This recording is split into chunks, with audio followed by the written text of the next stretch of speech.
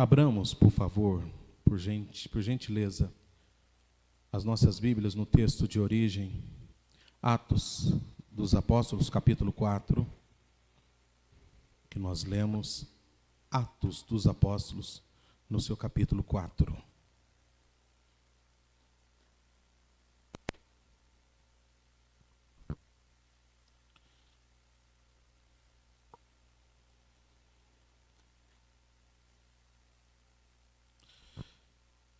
O versículo de número 24 e 25, ele diz assim: ouvindo isto, unânimes levantaram a voz a Deus e disseram: Tu, soberano Senhor, que fizeste o céu, a terra, o mar e tudo o que neles há, que disseste por intermédio do Espírito Santo por boca de Davi, nosso pai, teu servo. Porque se enfureceram os gentios e os povos imaginaram coisas vãs. E os povos imaginaram coisas vãs. Pai Santo, abençoe as nossas vidas. Fala tão somente ao nosso coração. E derrama sobre nós a tua misericórdia e graça. Pois te oramos em nome de Jesus. Amém.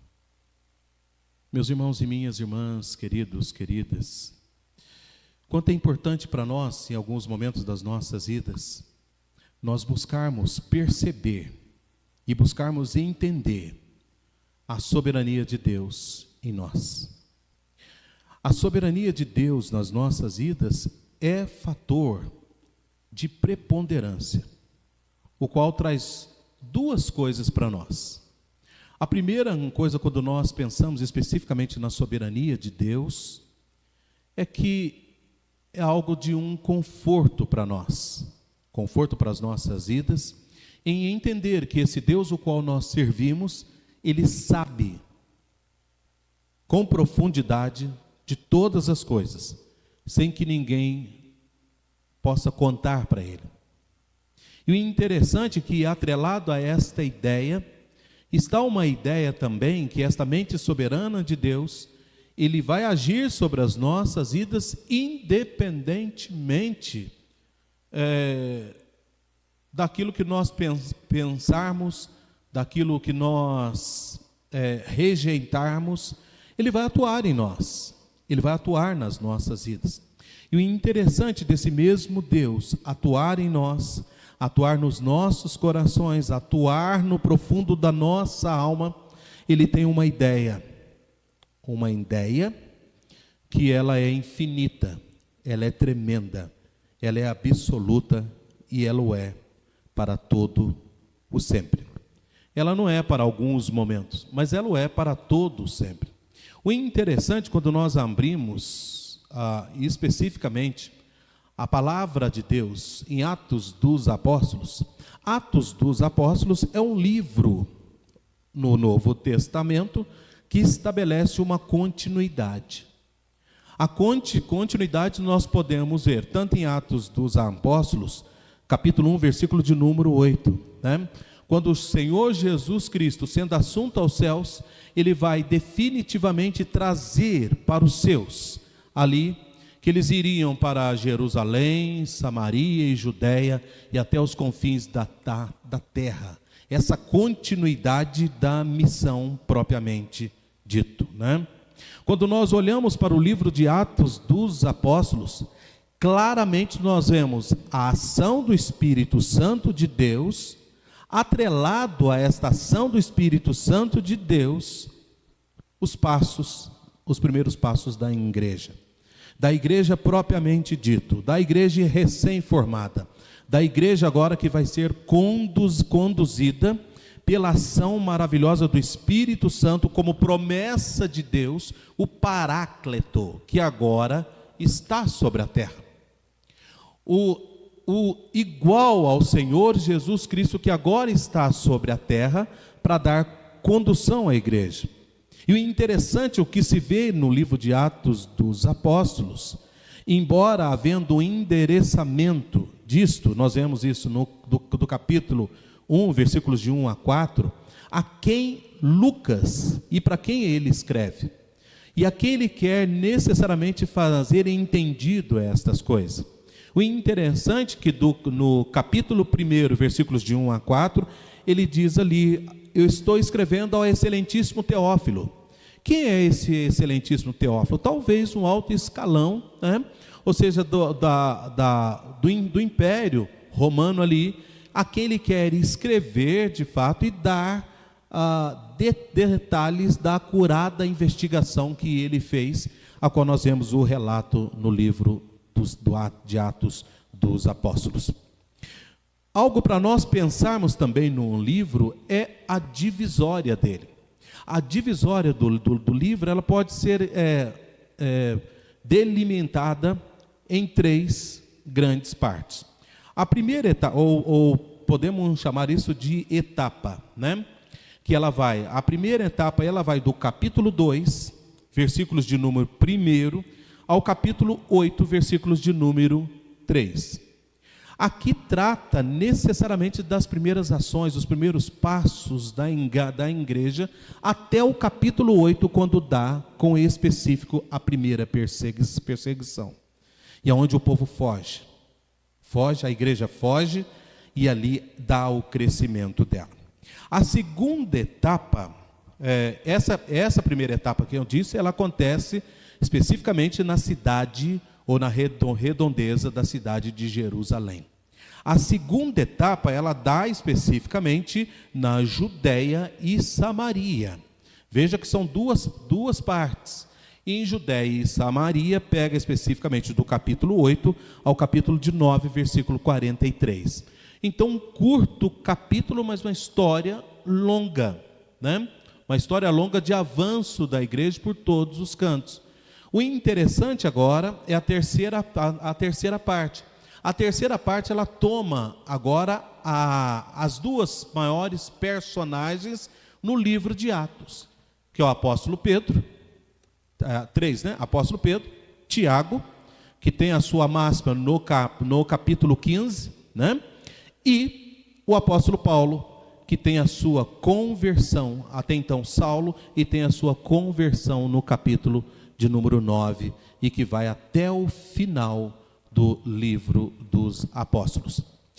Para entender a primeira, segunda, terceira, a primeira e segunda carta do apóstolo Paulo aos Coríntios, e entender todas as cartas de Paulo, há por necessidade de entender o livro de Atos.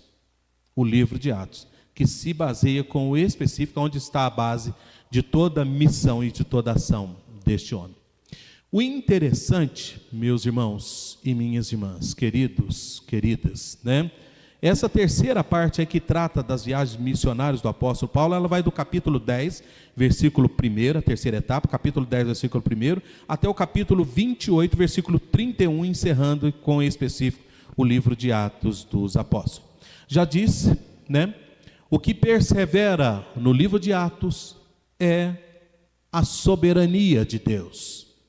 A soberania de Deus nas ações. Como que Deus age, como que Deus faz. Verdade é que nós podemos perguntar assim: se Deus é soberano, né? Conforme o texto que nós lemos aqui, Atos 4, versículo de número 24, diz aí, né? Eles unânimes, eles levantam a voz a Deus e disseram: Tu, soberano Senhor, que fizeste o céu e a terra, o mar e tudo o que neles há. Ou seja, o soberano Senhor que fez todas as coisas e tudo o que neles há. Aqui necessariamente está tratando da história, né, ou do episódio de João, né, de Pedro e João, que foram presos. E aqui há uma incisiva para que eles neguem a pessoa de Cristo e não mais falem no nome de Cristo. Então eles oram, eles oram a presença de Deus, a igreja está em oração à presença de Deus, o capítulo 23 em diante, e eles apresentam essas situações diante de Deus. O interessante é que o versículo de número 24, 23, diz assim, eles foram presos, né? E diz assim: uma vez soltos, procuraram os irmãos e lhes contaram quantas coisas lhes haviam dito os principais sacerdotes e os anciãos. E diz eles que, ouvindo isto, ou seja, a igreja ouvindo isto, unânimes levantaram a voz a Deus e disseram: Tu, soberano Senhor, que fizeste o céu e a terra e o mar e tudo o que neles há, que disseste por intermédio do Espírito Santo, aqui eles estão orando, do Espírito Santo, por boca de Davi, nosso pai, teu servo, porque se enfureceram os gentios e os povos imaginaram coisas antes. Eles estão orando e contando o texto, né? Ou seja, uma citação do Antigo Testamento. Diz o versículo 26, levantaram os reis da terra e as autoridades se ajuntaram a uma contra o Senhor e contra o seu ungido. Eles oram desta forma para necessariamente trazer a significância que não é tão somente a maldade dos homens, a ação da maldade dos homens que mataram o santo servo, filho Jesus Cristo, mas foi pela soberania de Deus. Olha a mistura que é dada aí. O versículo de número 27, porque verdadeiramente se ajuntaram nesta cidade contra o teu santo servo, Jesus, ao qual ungiste Herodes e Pôncio Pilatos com os gentios e gente de Israel, para fazerem tudo o que a tua mão e o teu propósito predeterminaram. O interessante aqui é que eles orando, eles conseguem nesta oração delinear a soberania de Deus. Podemos fazer uma outra pergunta aqui. Salmo 139, versículo de número 4, ele diz assim: ainda a palavra me não chegou à língua, e tu, Senhor, já conheces toda. Aqui é um reflexo da soberania de Deus antes da construção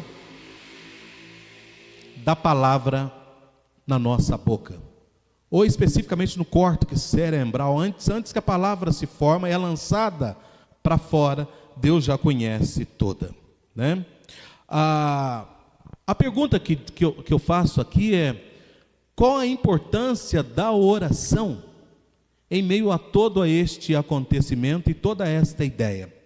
Por que é importante então orar diante de um Deus que é soberano, diante de um Deus que é sublime, diante de um Deus que é santo, diante de um Deus que tem uma mente inimaginável?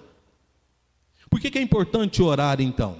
Qual a importância da oração, né? Ou seja, por que ela é importante? Por que a igreja orou dentro dessa escala, estabelecendo segundo os fatos históricos ali? Por que é importante orar? Antes de nós falarmos da importância, por que é importante orar, é porque muitos irmãos e muitas irmãs já não querem mais orar.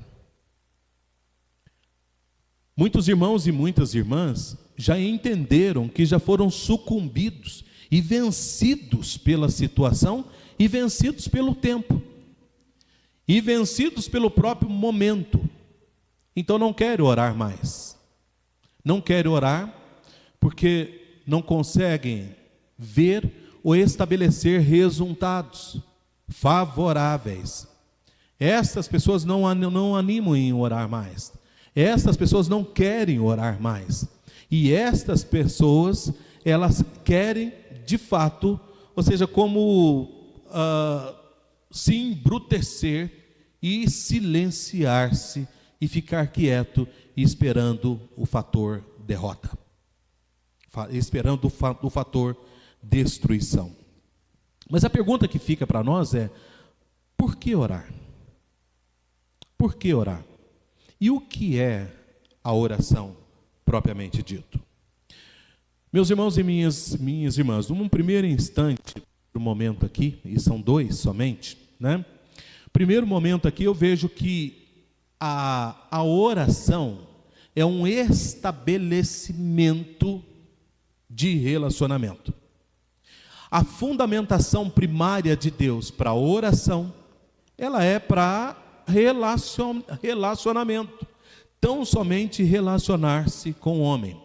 Quando eu falo homem, eu remonto especificamente à pessoa de Adão e Eva, os nossos primeiros pais ali, né? A oração, então, meus irmãos e minhas irmãs, nesse sentido, então, ela é anterior ao pecado, e ela foi milimetricamente estipulada por Deus como um meio de relacionamento. Deus tinha muitas outras formas para relacionar com o homem, mas a oração é estabelecida como um caminho aberto de relacionamento específico e autêntico do homem para com Deus. Então, como que foi isso? Deus, após ter criado o homem, ele conversa com ele constantemente. A palavra de Deus registra isso, né? Quando nós abrimos as nossas Bíblias em Gênesis, capítulo 1, versículos 26 em diante, diz assim a palavra de Deus, até o versículo de número 30.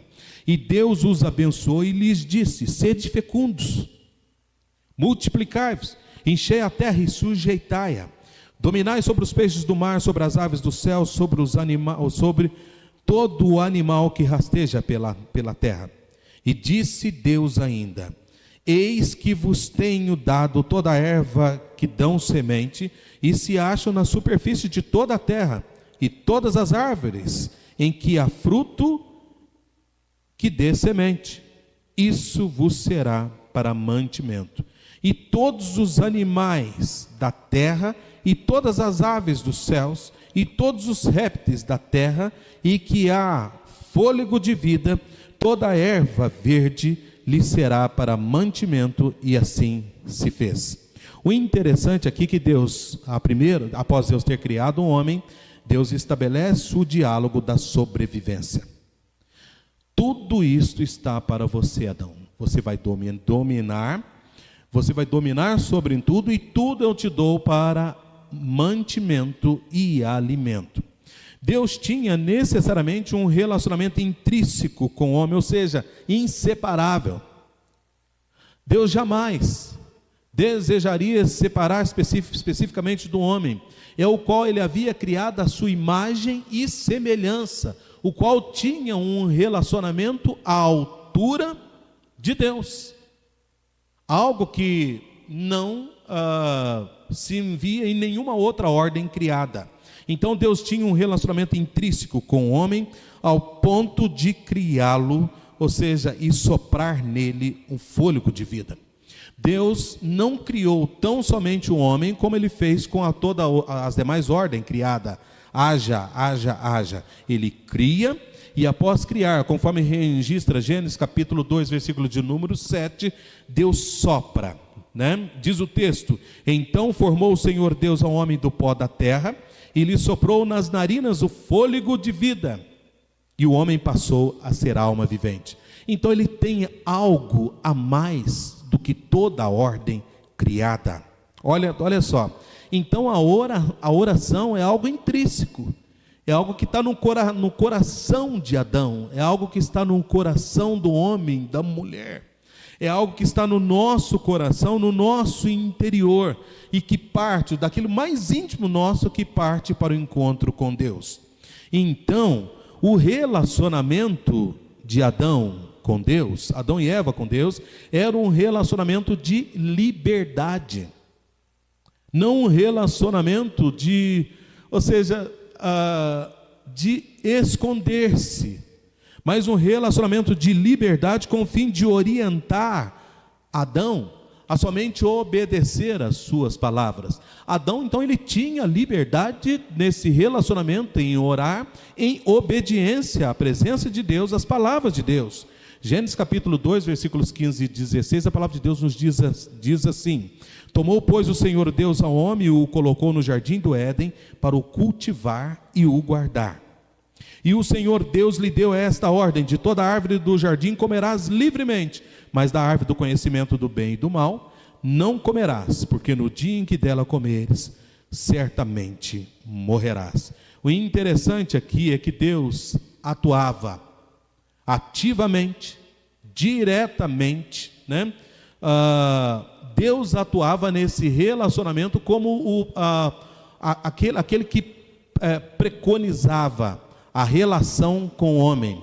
E o homem tinha por necessidade em responder em perfeita obediência. Ou seja, Deus atuava diretamente entendendo as necessidades de Adão.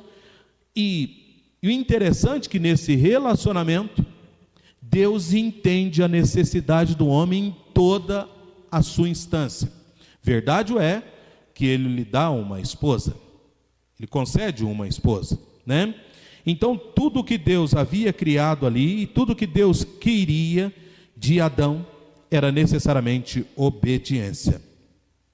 E, infelizmente, né, até que um dia, Adão desobedece, e Deus vai visitá-lo como das outras vezes, e diz o texto que desse momento em diante, Gênesis 3:8, diz assim a palavra de Deus, 3:8, quando ouviram a voz do Senhor Deus, que andava no jardim, pela viração do dia, esconderam-se da presença do Senhor Deus, o homem e sua mulher, por entre as árvores do jardim.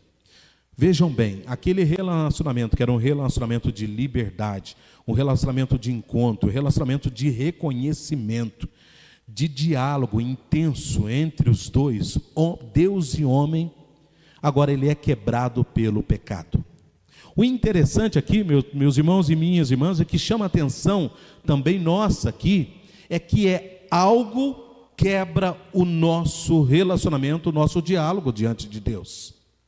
O pecado nos coloca empecilho para falarmos com Deus e relacionarmos com Deus.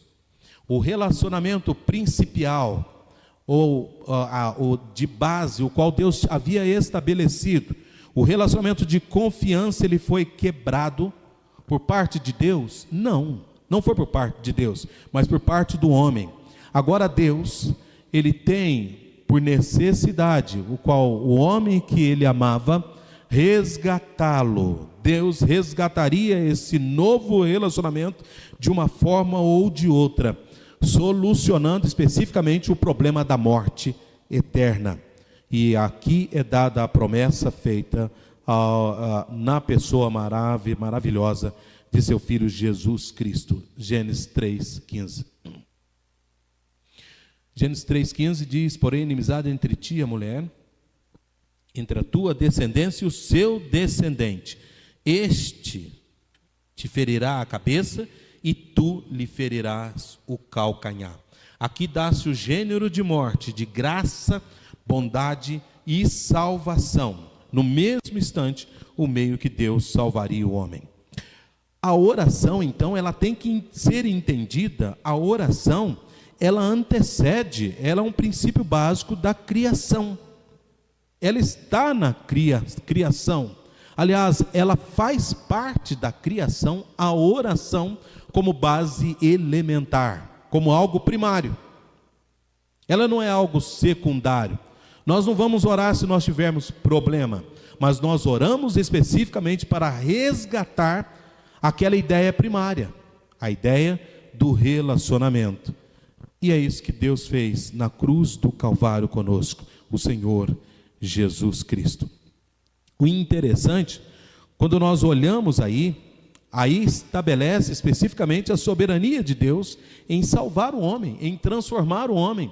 É um ato direto de Deus, pois este deixou, ou seja, o homem abandonou esse relacionamento primário com Deus, tendo então por direito e dever, da parte desse próprio homem, voltar à presença de Deus, a partir de um despertar desse próprio Deus.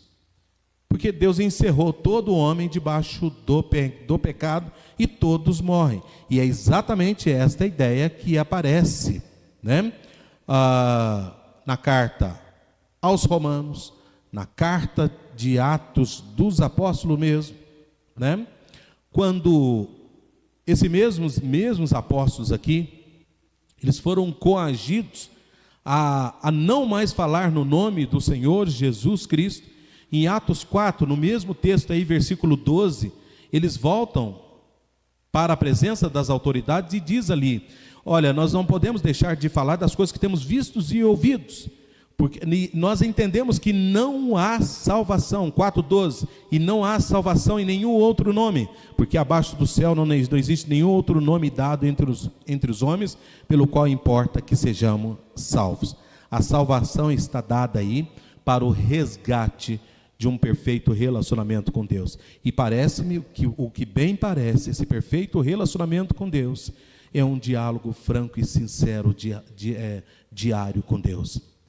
A pergunta que eu preciso fazer aqui nesse primeiro ponto é: qual é o seu tempo de conversa com Deus? Qual é o seu tempo de diálogo com Deus? Quanto tempo você passa dialogando com Ele? Como você conversa com um perfeito amigo? Uma perfeita amiga? Qual tempo nós temos de diálogo, de conversa com esse Deus que é tremendo e santo? O interessante, né, aqui, quando nós perguntamos aí, por que torna tão importante a oração? Uma primeira instância, nós entendemos que a sua importância está para delinear para nós e aponta para nós que é um meio de relacionamento que Deus estabeleceu para estabelecer o diálogo conosco. Em segundo e último ponto, que eu entendo aqui, é que a oração, ela foi necessariamente aplicada, posta como um meio de Deus testar a nossa obediência. Um meio de Deus testar a nossa obediência. Questão primária. Pautando-nos especificamente da questão primária, nunca foi da vontade de Deus que o homem, numa fatídica tarde, aproximasse de Deus e quebrando árvores, e entrando por meio da onde Deus tinha criado, quebrando galhos, tentando se esconder de Deus. Até o momento da pergunta de Deus: Adão, onde estás? Eu vim para o diálogo. Adão, onde estás? É o momento da nossa conversa. E nesse exato momento, Adão volta e diz, Deus faz uma outra pergunta, porque o diálogo não se estabeleceu como dantes. E diante desta pergunta, onde estás? Estabelece também o senso, ou o poder soberano de Deus, que sabe todas as coisas. Ele não foi pego de surpresa aí, sabe todas as coisas, mas a vontade intensa do homem estava livre. E Deus pergunta: Adão, onde estás? Onde estás? Onde você está? Para continuarmos o nosso diálogo, a nossa conversa. O interessante, meus irmãos e minhas irmãs, que a obediência, a obediência primária,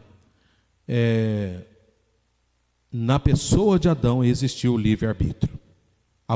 Adão teve o livre-arbítrio, e ele podia especificamente escolher não pecar, e não desobedecer a Deus, segundo a ordem lhe dada. Mas o interessante é que desse momento em diante, a partir do pecado, continua a mesma ideia, desse teste de obediência. Esse teste de obediência agora num outro sentido, num outro patamar. Quando nós abrimos as nossas Bíblias em Deuteronômio capítulo 8, versículo de número 3, há especificamente um dizer ali que abarca todo o sentido bíblico, o sentido de relacionamento. Quando diz a palavra de Deus: Ele te humilhou e te deixou ter fome, e te sustentou com um maná que tu não conhecias, nem teus pais o conheciam, para te dar a entender que não só de pão viverá o homem, mas de tudo o que procede da boca do Senhor viverá o homem. Aí eu pergunto assim: é tudo que procede da boca do Senhor viverá o homem? O que é isto? Tudo que procede da boca do Senhor viverá o homem, senão tão somente a sua palavra. livro de regra de fé e prática. E a partir dela oramos, e a partir dela submetemos, e a partir dela voltamos à presença de Deus. Deus, desse momento em diante, onde encerra-se todo homem, toda mulher, toda criança debaixo do pecado. E o interessante é que o livro exato para entender isso é o livro de Romanos, né? Um livro básico para entender isto, o pecado humano. O apóstolo Paulo, quando escreve, ele fez dele tese, e tese a qual não se pode questionar, porque ali está toda a essência do pecado do homem, mas atrelada à essência do pecado do homem está atrelado também a essência da graça, o sangue maravilhoso de Cristo derramado no Calvário. Então ele te humilhou e te deixou ter fome. Mas ao olhar para Romanos, nós vemos o quê? Que todos estão encerrados debaixo do pecado, e de uma forma ou de outra precisam voltar à presença de Deus. Então, Romanos 3:23 é verdade. Todos pecaram e carecem da glória de Deus. E é verdade também que Romanos 6:23, que Deus encerrou todo homem debaixo do pecado, mas há uma graça específica suficiente de Deus para as nossas vidas. Porque o salário do pecado é a morte, mas o dom gratuito de Deus é a vida eterna em Cristo Jesus, o nosso Senhor. Maravilhoso Jesus Cristo. Aqui, meus irmãos e minhas irmãs, é preciso deixar entendido que Deus, Ele quer definitivamente saber o que está no meu coração, o que está no seu coração, o que está diante de nós, quando desejamos andar, viver a presença dEle. O interessante, nós temos que pensar aqui na oração do Pai Nosso. Pai Nosso.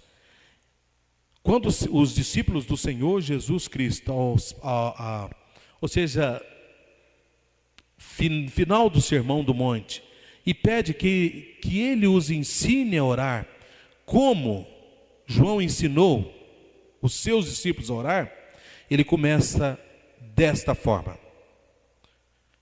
E parece que esta oração, que bem parece, desta oração, modelo ensinada por Cristo, ela cabe perfeitamente sobre as nossas vidas, e ela supre a necessidade daquela anterior. Ele diz: Pai nosso que estais nos céus, santificado seja o teu nome, venha o teu reino, faça-se a tua vontade, assim na terra como no céu. O pão nosso de cada dia nos dai hoje, perdoe as nossas dívidas, assim como nós perdoamos os nossos devedores. E não nos deixes cair em tentação, mas livra-nos do mal, pois teu reino, o poder e a glória para sempre. Aí nesta oração está incluso um Deus soberano que está nos céus. Uma necessidade de relacionarmos com Ele em humildade, plena humildade, saber que Ele é Deus. O Pai nosso que estais nos céus, o nome dEle é santo, é santificado. Ele é separado do pecado e deseja essa mesma situação para aqueles e aquelas o qual Ele criou, para a sua honra e a sua glória. Então, santificado seja o teu nome, venha o teu reino, o único reino de Deus, e Ele deve fazer a sua vontade. A vontade de Deus, ela deve ser manifesta sobre as nossas vidas, e neste lado nós afastamos de forma real a questão nefasta da vida e trazemos a ideia, ou seja, de um Deus perfeito, de um Deus bom, soberano, que ministra, que liberta, que cuida, que sara e que opera. Então, faça-se a tua vontade soberana, vontade soberana, assim na terra como ela é feita no céu. O recurso da vontade de Deus que é feita no céu e na terra, não é tão somente que a vontade de Deus é feita exclusivamente e eternamente nos céus, não. Aqui a ideia que o Senhor Jesus Cristo ora diz: olha, a tua vontade é feita no céu e ela se fará também na terra, porque o Senhor é soberano. Faça-se a tua vontade. E desta forma devemos orar. Lembram da oração da igreja? Tu soberano Senhor, tu soberano Senhor, olha para as tuas ameaças, olha para as ações, porque levantaram a uma contra o teu santo servo e filho Jesus. Então a igreja, quando entende da perseguição, ela coloca a soberania de Deus em ação. E aqui ora, Deus permite, e aqui funciona como um teste, né? Faça-se a tua vontade, assim na terra como no céu. E aqui a oração do Pai Nosso, ela traz o princípio da subsistência. O pão nosso de cada dia nos dai hoje. É bem verdade, meus irmãos e minhas irmãs, que o tempo qual hora eles oraram aqui, não havia geladeira, não havia, ou seja, algo específico para preservar coisas, alimentos, né, que são produzidos em grandes escalas para ser mantidos por longo tempo em depósito dentro das nossas casas. Não tinha. É o pão nosso de cada dia, dá-nos hoje. É hoje o princípio da fé, o princípio da confiança, da persistência, de observar que Deus é quem nos dá o pão do céu, Deus quem nos dá o teto, é Deus quem nos dá a vida, é Deus quem prolonga a vida. O pão nosso de cada dia dá-nos hoje, e perdoe as nossas dívidas, que não são poucas, são muitas. É dívidas com o nosso cônjuge, é dívidas com os nossos queridos, queridas, com os nossos irmãos. E quando eu falo de dívidas, eu não estou dizendo de dívidas tão somente monetárias, mas eu estou falando de dívidas no relacionamento. Conforme Romanos 13 diz: a ninguém fiquem devendo coisa alguma, exceto o amor com que vos ameis uns aos outros, porque quem ama o próximo está cumprindo a lei. Então o Senhor Jesus Cristo, ele coloca um relacionamento, talvez o único relacionamento, com condição: perdoe-nos para que sejamos perdoados. Nesse contexto, então, a oração ela se encerra: e perdoe as nossas dívidas, assim como nós perdoamos os nossos devedores. E não nos deixes cair em tentação, mas livra-nos do mal, pois teu reino, o poder e a glória para sempre. Estabelece aí o princípio da soberania de Deus, mas que atrela a fragilidade humana. E na fragilidade humana é chamado para pensar as coisas segundo Deus. Então Deus quer, com significância e com urgência, saber o que está nos nossos corações, e sabe decididamente porque nós queremos orar. Por que você quer orar? Por que você quer orar diante de Deus? Por que nós queremos orar diante de Deus? O interessante seria nós orarmos diante de Deus para estabelecermos a ideia primária, tão somente para relacionarmos com Deus, conforme Ele fez no princípio com Adão e Eva. Com Adão, de encontrar-se com Adão, de conversar, dialogar com Adão. Eu penso que se nós mantivermos na ideia primária, tudo será exclusivamente mais fácil. Tudo. Porque a intimidade de Deus é para aqueles que o temem.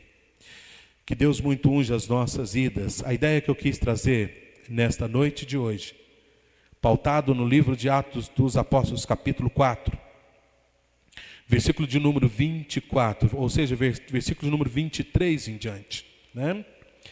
É que Deus é soberano. A soberania dele excede tudo e a todos.